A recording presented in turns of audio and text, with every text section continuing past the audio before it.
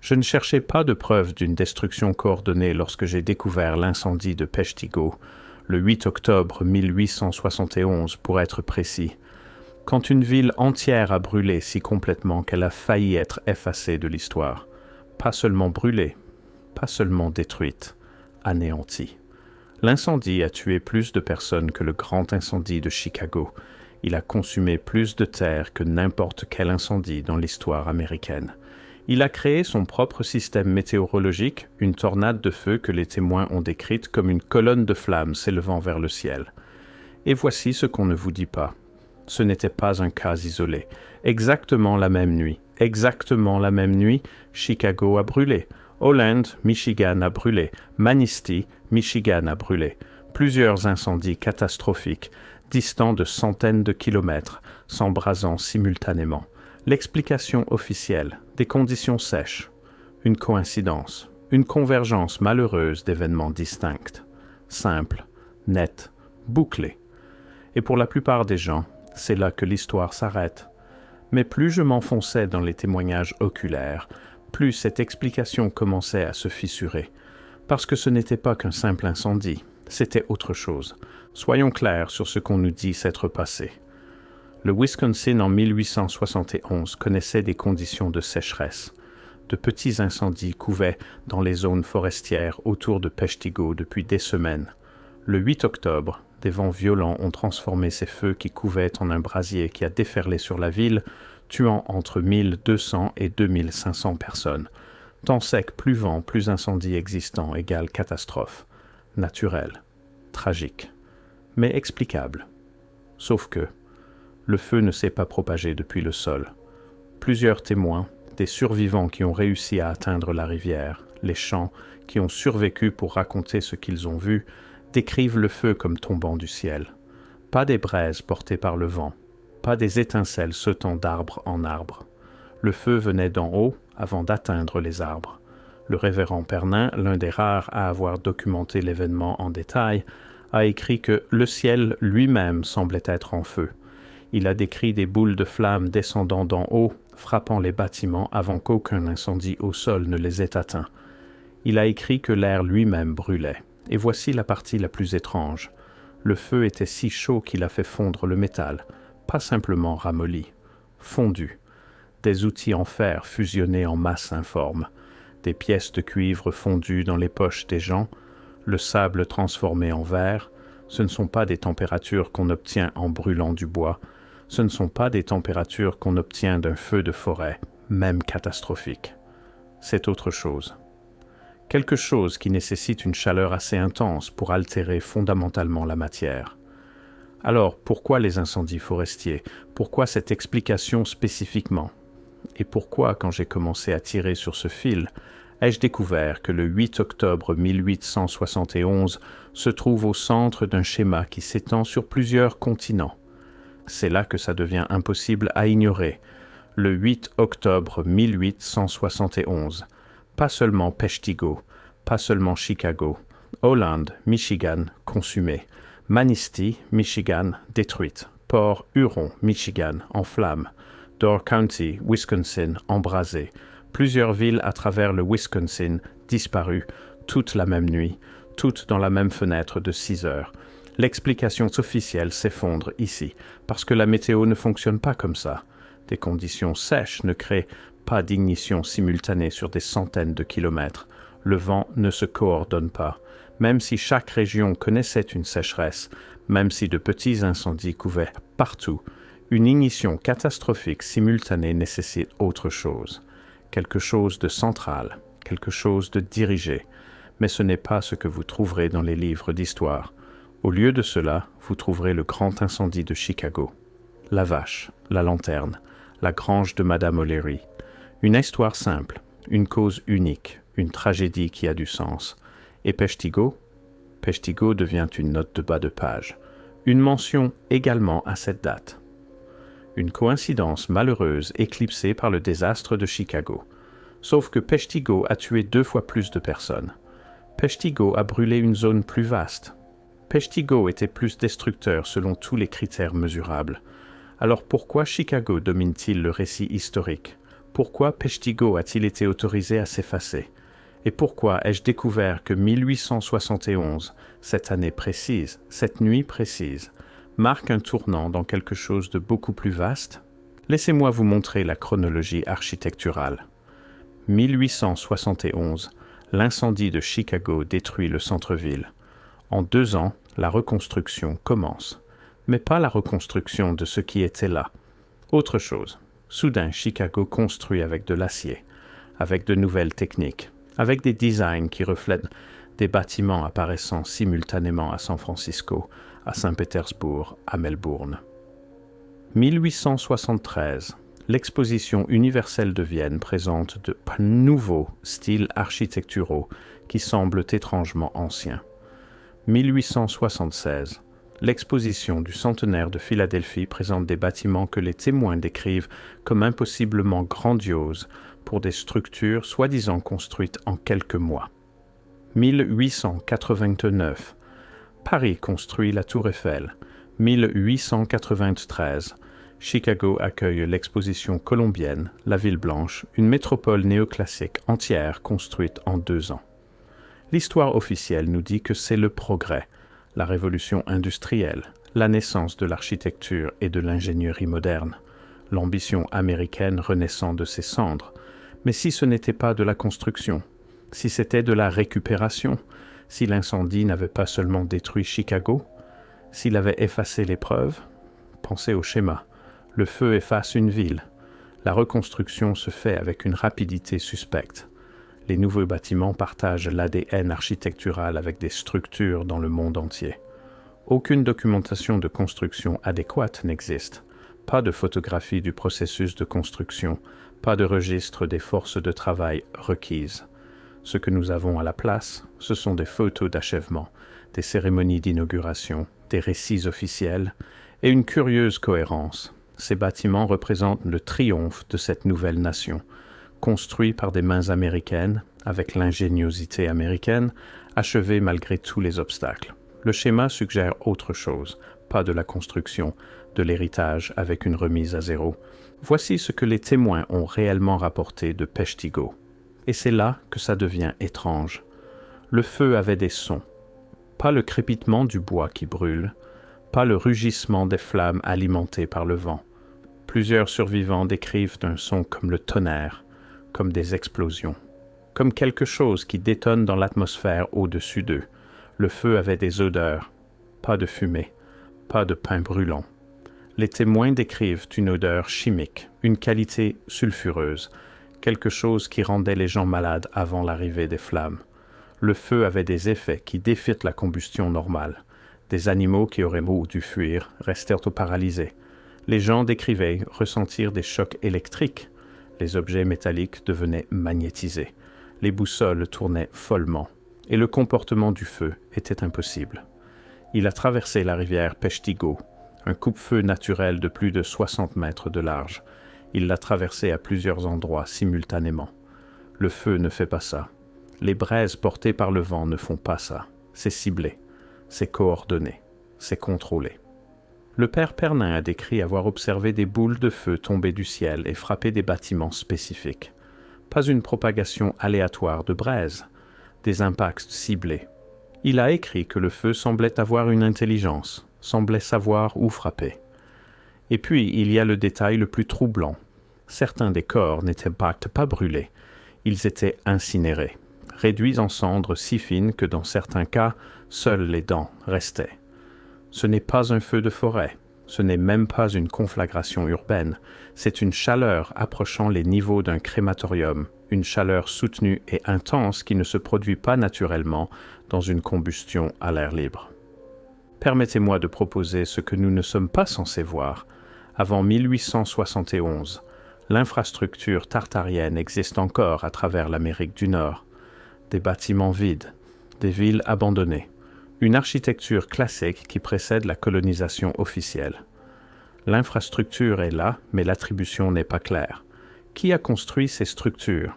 La réponse officielle évolue. Parfois ce sont des bâtisseurs de tertres indigènes, parfois des premiers colons, parfois simplement non documentés.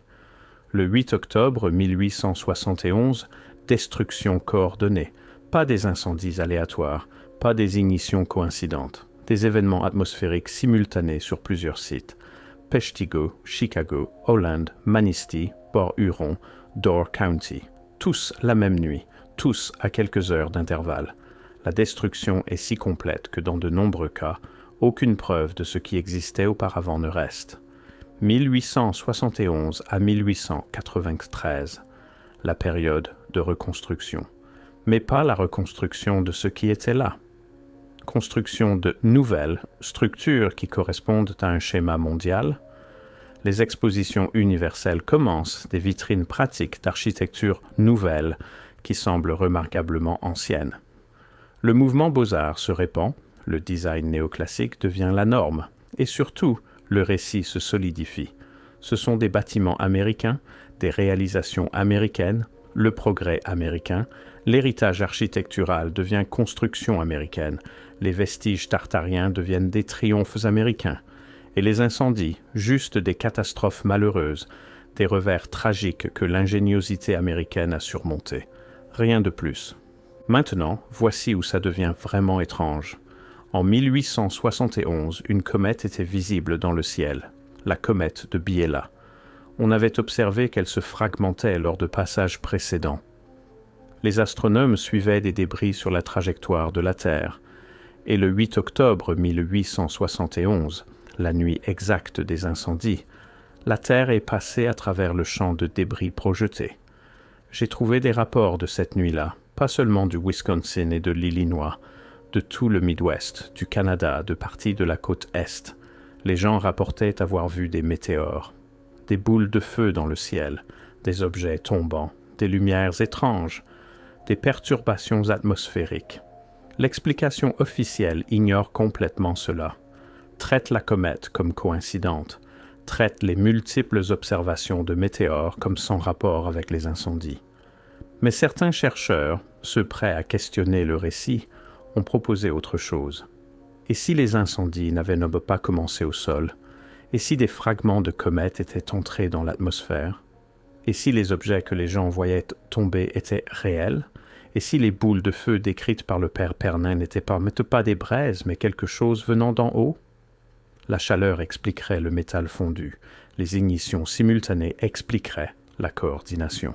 Les effets atmosphériques expliqueraient les sons, les odeurs, les perturbations électromagnétiques. Mais cette explication nous oblige à accepter quelque chose d'inconfortable, que les incendies n'étaient même pas évitables, pas de malchance aléatoire, pas d'erreur humaine, qu'ils étaient ciblés, délibérés, une frappe coordonnée utilisant des événements célestes comme couverture. Voici la question qui me hante. Pourquoi Peshtigo?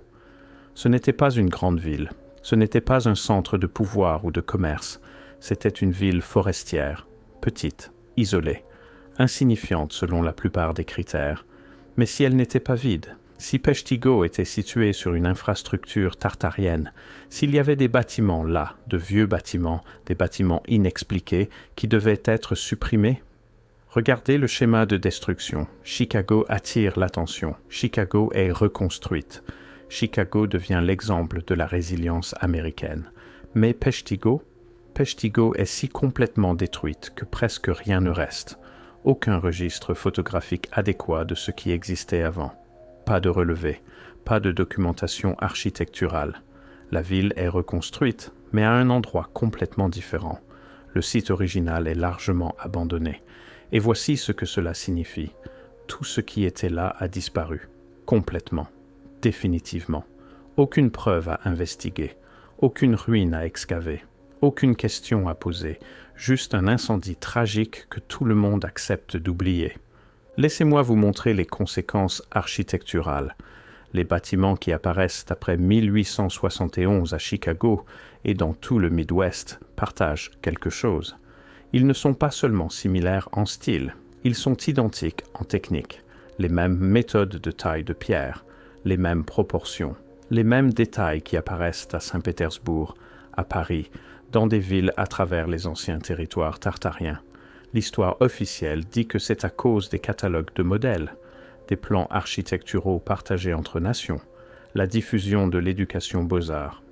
Mais cela nous oblige à croire que des cultures avec une communication limitée, des intérêts concurrents et des traditions de construction différentes ont toutes indépendamment choisi la même esthétique, en même temps, avec la même exécution technique, et ont construit ces structures avec la technologie du XIXe siècle dans des délais que les ingénieurs modernes qualifient d'impossibles, et s'ils ne les avaient pas construites, si les incendies avaient nettoyé les sites, si la reconstruction n'était vraiment que de la rénovation, prendre l'infrastructure tartarienne existante, ajouter des plaques, créer des histoires d'origine, attribuer la construction à la civilisation actuelle. Cela explique la rapidité, explique l'uniformité, explique pourquoi il n'y a pas de photographie de construction. Parce qu'il n'y avait pas de construction, juste de la récupération, juste de la réattribution, juste de l'héritage masqué en innovation. Revenons à Peshtigo avec un regard neuf.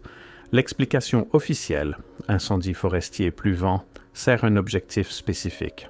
Elle fournit une réponse naturelle, localisée, non menaçante. Elle ne nécessite aucune enquête supplémentaire. Elle n'implique aucun schéma plus large. Elle permet à Chicago de dominer le récit, mais les preuves suggèrent quelque chose de beaucoup plus vaste. Plusieurs témoins ont décrit le feu comme non naturel. On décrit des boules de flammes tombant d'en haut. On décrit une chaleur qui ne devrait pas exister dans les feux de forêt. On décrit une destruction coordonnée sur des centaines de kilomètres. On décrit des effets électromagnétiques, des perturbations atmosphériques, des sons suggérant quelque chose au-delà de la simple combustion. Et si Peshtigo ne dissimulait pas un accident forestier, si elle dissimulait une destruction ciblée? Considérez à quoi ressemblerait une démolition contrôlée de sites tartariens. Vous auriez besoin de quelque chose qui détruit complètement, quelque chose qui ne laisse aucune ruine à investiguer, quelque chose qui peut être attribué à des causes naturelles.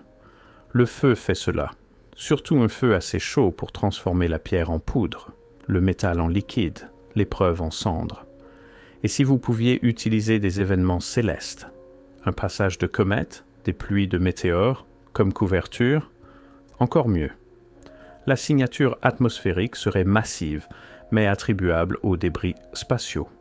Les ignitions simultanées seraient expliquées par des fragments tombants. L'intensité serait imputée aux matériaux cosmiques. Tout naturel, tout malheureux, tout ne nécessitant aucune enquête sur une causation humaine. Peshtigo n'était pas une preuve de l'existence de la Tartarie, c'était une preuve de l'effacement de la Tartarie. Et l'explication de l'incendie forestier, la sécheresse, le vent, le timing coïncident, n'était pas fausse, elle était incomplète, une vérité partielle conçue pour obscurcir l'image complète. Je ne peux pas le prouver, pas définitivement. Les preuves ont été consumées dans les incendies, la ville a été relocalisée, les victimes ont été enterrées dans des fosses communes avec peu de documentation. L'histoire officielle a une réponse à tout, même si ces réponses nous obligent à croire que plusieurs incendies catastrophiques ont commencé indépendamment exactement la même nuit, sur des centaines de kilomètres. Mais je peux poser des questions. Pourquoi les incendies se sont-ils produits simultanément? Pourquoi Peshtigo a-t-elle été si complètement détruite que presque aucune documentation d'avant l'incendie n'existe? Où sont les photographies de construction de la reconstruction post-incendie? Pourquoi l'architecture post-1871 à travers l'Amérique correspond-elle aux schémas mondiaux? Pourquoi la ville blanche a-t-elle été détruite après l'exposition de 1893? Pourquoi y a-t-il si peu de registres de ce que les bâtiments de l'exposition contenaient réellement? Pourquoi les témoins décrivent-ils les structures de l'exposition comme semblant anciennes, permanentes, impossibles pour une construction temporaire? Pourquoi le récit officiel est-il passé si rapidement de catastrophe tragique à opportunité de progrès? Pourquoi Peshtigo a-t-elle été autorisée à être oubliée tandis que Chicago est devenu le symbole? Et pourquoi, c'est la question qui me garde éveillé la nuit, pourquoi y a-t-il une telle résistance à enquêter sur ces questions? Une telle hostilité à l'idée que notre chronologie architecturale pourrait être incomplète? Plus je creuse, plus le récit officiel ressemble à une construction elle-même. Pas un mensonge, exactement. Mais un arrangement soigneux de vérité partielle. Une histoire conçue pour satisfaire sans révéler. Les incendies se sont produits. C'est documenté. Plusieurs villes ont brûlé la même nuit. C'est documenté. L'architecture post-incendie partage une uniformité impossible avec des structures mondiales. C'est photographié, mesuré, debout, juste devant nous. Ce qui n'est pas documenté, c'est la connexion. Le pourquoi, le comment. Et peut-être que c'est intentionnel. Peut-être que les incendies n'étaient pas seulement destructifs, peut-être qu'ils étaient constructifs. Construisant un nouveau récit, construisant la propriété américaine d'une infrastructure qui précédait la colonisation américaine, construisant une chronologie qui ne nécessite pas d'expliquer d'où venait un de ces bâtiments, brûler les preuves, reconstruire l'attribution, réécrire l'histoire.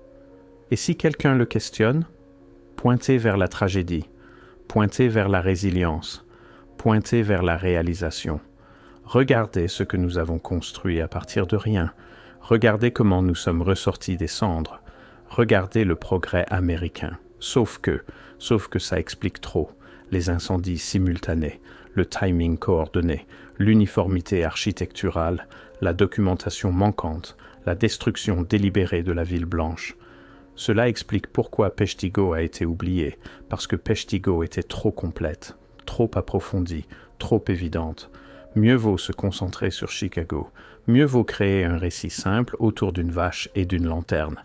Mieux vaut laisser la destruction plus inconfortable s'estomper de la mémoire. Voici la partie la plus étrange. Si l'infrastructure tartarienne existait à travers l'Amérique du Nord, si ces bâtiments précédaient la colonisation officielle, où sont passés les gens? Pas graduellement, pas par conquête ou migration documentée, mais brusquement, complètement. L'architecture demeure, mais les constructeurs sont partis.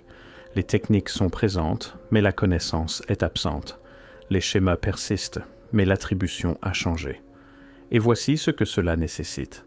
La destruction complète ou le déplacement d'une population assez sophistiquée pour construire une architecture classique à travers les continents.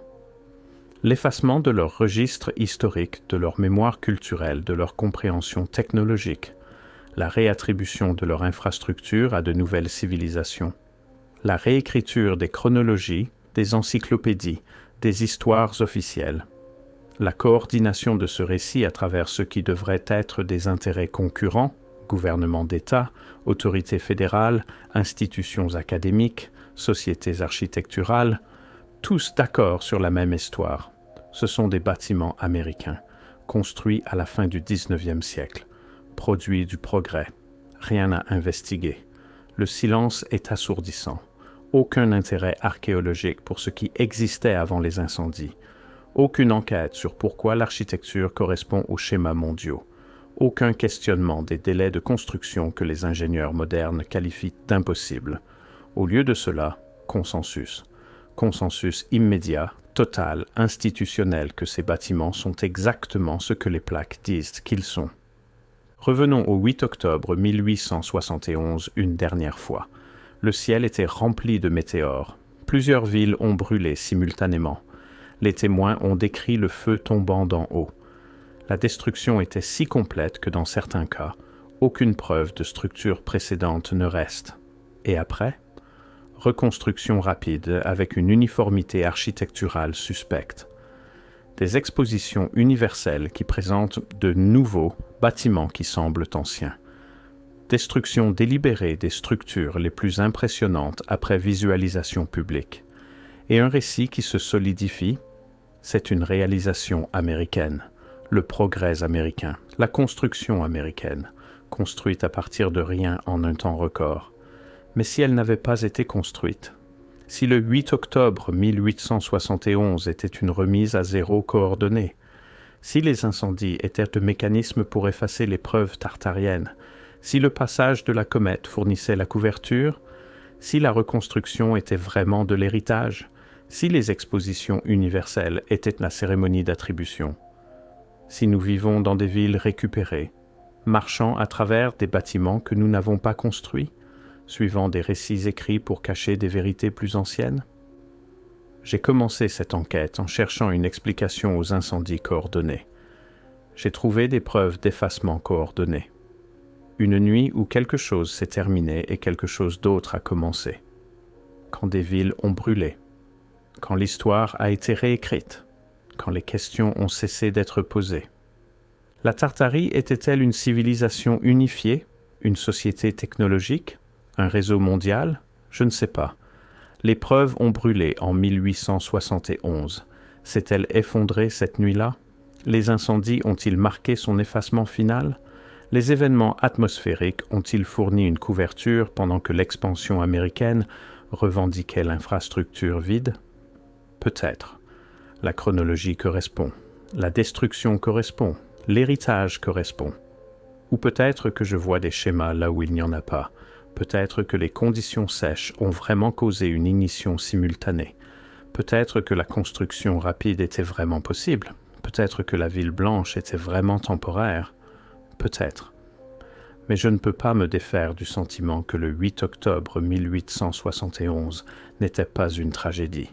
C'était une transition, un moment où les vestiges d'une civilisation sont devenus le triomphe d'une autre, quand l'attribution a remplacé l'investigation, quand l'histoire officielle a remplacé les questions inconfortables. L'architecture demeure. La pierre ne ment pas.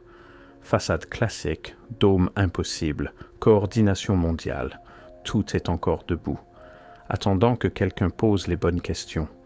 L'incendie s'est produit le 8 octobre 1871. Le ciel a plu des flammes, les villes ont brûlé complètement. Et quand la fumée s'est dissipée, les bâtiments qui se sont élevés ont été appelés américains. Si vous savez de quoi je parle, si vous avez vu ces structures, remarqué les chronologies impossibles, ressenti le malaise dans le récit officiel, vous n'êtes pas seul. Laissez un commentaire. Partagez l'architecture de votre ville. Cette enquête ne fait que commencer, parce que quelque part dans les flammes et le silence, il y a une vérité que nous n'étions pas censés trouver. Et la vérité ne reste pas enterrée pour toujours, elle attend juste les bonnes questions. Que ne nous dit-on pas sur le 8 octobre 1871? Qu'est-il arrivé à la Tartarie? Et qui bénéficie de notre oubli?